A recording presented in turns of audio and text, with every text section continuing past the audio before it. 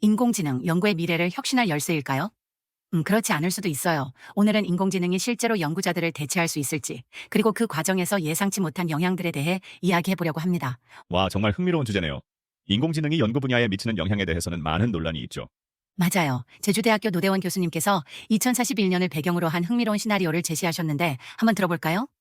네, 궁금하네요. 어떤 내용인가요? 2041년에 한 연구실에는 단 한 명의 대학원생만 남아있고 느로세건이라는 인공지능이 암 발생 기전에 대한 완전히 새로운 가설을 제시한다는 내용이에요. 심지어 통계적 유의성까지 완벽하게 검증되었다고 해요. 와, 그렇군요. 그런데 만약 인공지능이 이렇게 완벽한 연구 결과를 내놓는다면 인간 연구자들은 어떤 역할을 해야 할까요? 바로 그 부분이 중요해요. 노 교수님은 시나리오에서 노 교수가 느로시블에게 왜 이 연구를 하고 있습니까? 라고 묻는 장면을 보여주면서 인공지능과 인간 연구자의 근본적인 차이를 드러냅니다. 아, 그렇군요. 인공지능은 데이터 분석은 뛰어나지만 연구의 의미와 가치, 윤리적 측면은 고려하기 어렵다는 거네요. 정확해요. 여기서 우리는 중요한 질문을 던져볼 수 있어요. 인공지능이 연구를 주도하는 세상에서 인간 연구자의 역할은 무엇일까요? 잠시 생각해 볼까요? 아마도 연구의 방향을 설정하고 윤리적인 측면을 고려하는 역할이 더욱 중요해질 것 같아요. 맞아요. 그리고 이런 변화는 이미 시작되고 있어요.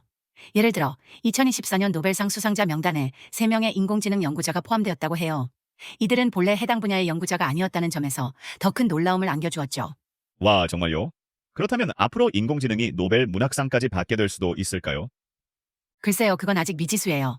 하지만 엔스로픽의 CEO인 다리오 아모데이는 강력한 인공지능이 수학소설 등에서 노벨상 수상자보다 더 뛰어난 지능을 갖게 될 것으로 예상한다고 해요.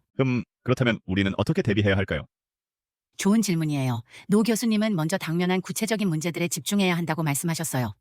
예를 들어 생성형 인공지능을 통해 어떤 연구를 혁신할 수 있고 어떤 한계에 부딪힐 것인지 고민해봐야 해요.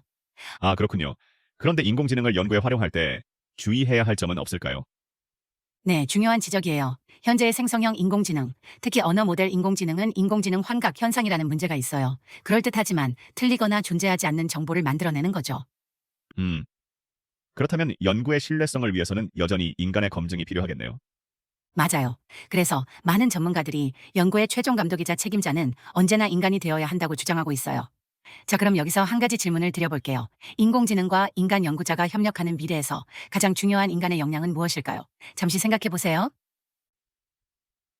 아마도 창의적 사고와 윤리적 판단 능력이 아닐까요? 네, 정확해요. 그리고 이런 능력을 키우기 위해서는 인문학의 역할이 더욱 중요해질 거예요. 노 교수님도 그래서 언급하셨듯이 가치와 의미를 따지는 일은 여전히 인간의 몫이 될 테니까요. 그렇군요.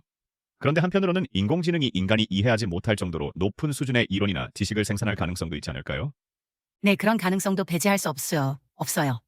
SF 작가 테드 창의 단편 인류 과학의 진화에서는 그런 상황을 상상해 봤어요. 인간 연구자들이 초인간적 존재가 생산한 논문과 지식을 그저 번역하거나 인류와 매개하는 역할에 그치는 상황이죠. 와, 그건 정말 흥미롭네요.